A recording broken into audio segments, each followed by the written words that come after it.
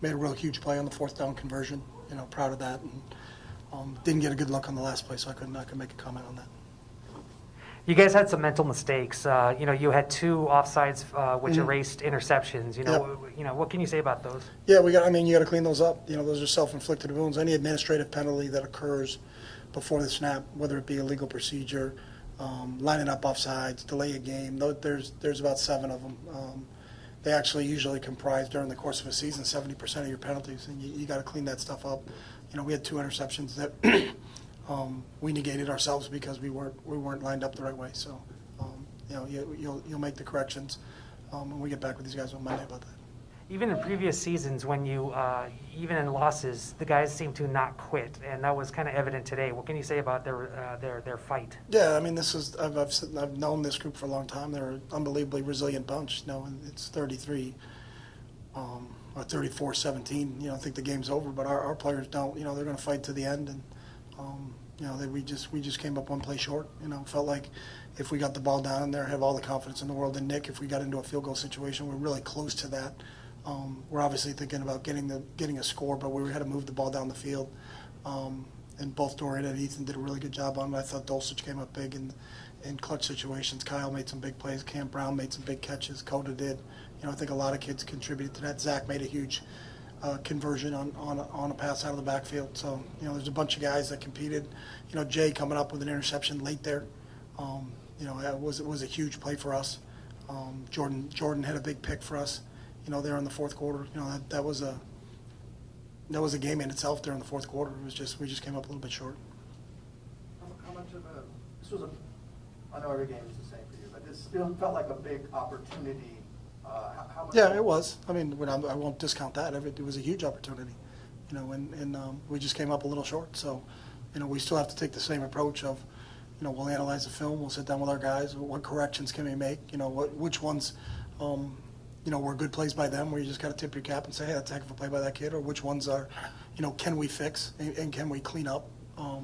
The self-inflicted wounds, as we talked about earlier, the illegal procedures and the lining up offsides, we can fix those things and not hurt ourselves. And we have a really good team in Utah that we have to play next Saturday at Utah. So, winning on the road in this league is difficult, as we know. We've been good on the road. But we have a tall task, going out to Utah to play a good Utah team. So we'll go through the same process. Tomorrow's an off day, and then we'll be back at it on Monday morning. Chip, Kayvon obviously had a monster game. The 4.5 tackles for loss, the hit, the knock scoring out at the end. Mm-hmm. What was the plan coming in to try to mitigate them and just how good? Yeah, we did a lot of things. We slid the protection to them. We kept backs in protection. We put the tight end on them. We try to give him as many different looks as possible. He's just a really talented player, and and you see those guys, and you do have to give him credit. I think he's what everybody thinks he is. He's a heck of a football player. So, but we gave him every different look that we could possibly give him. So, credit to him.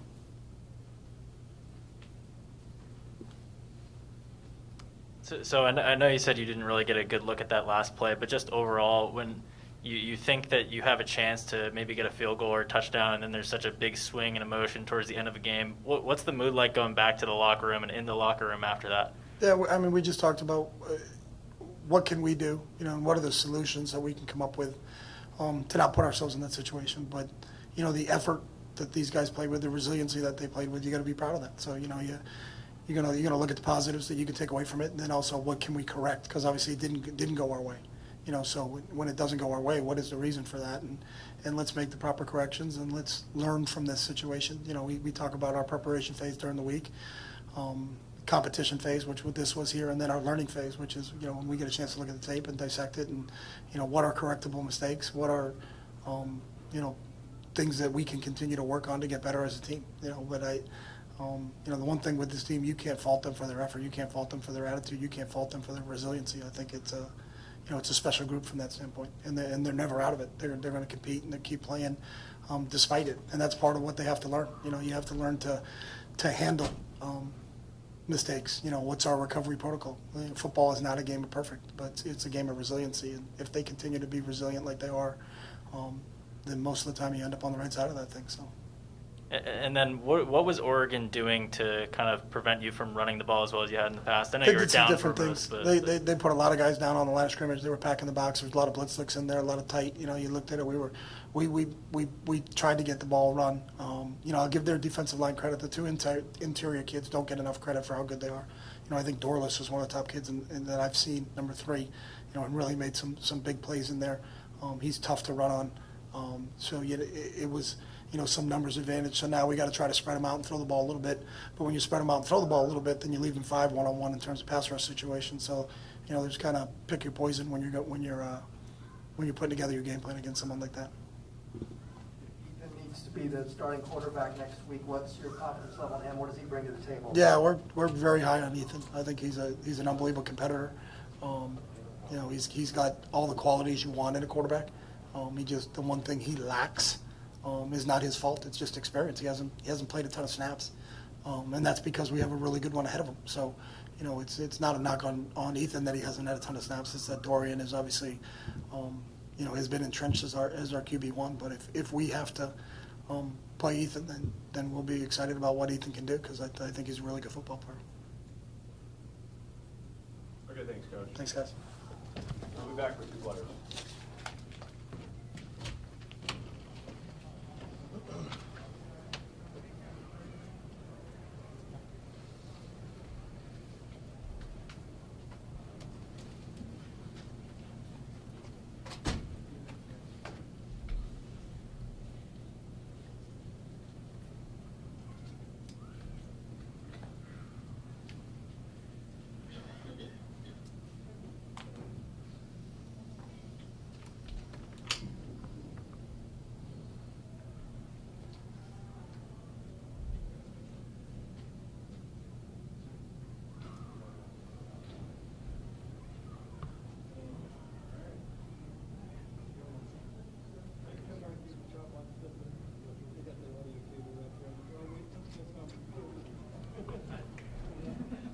How you guys doing?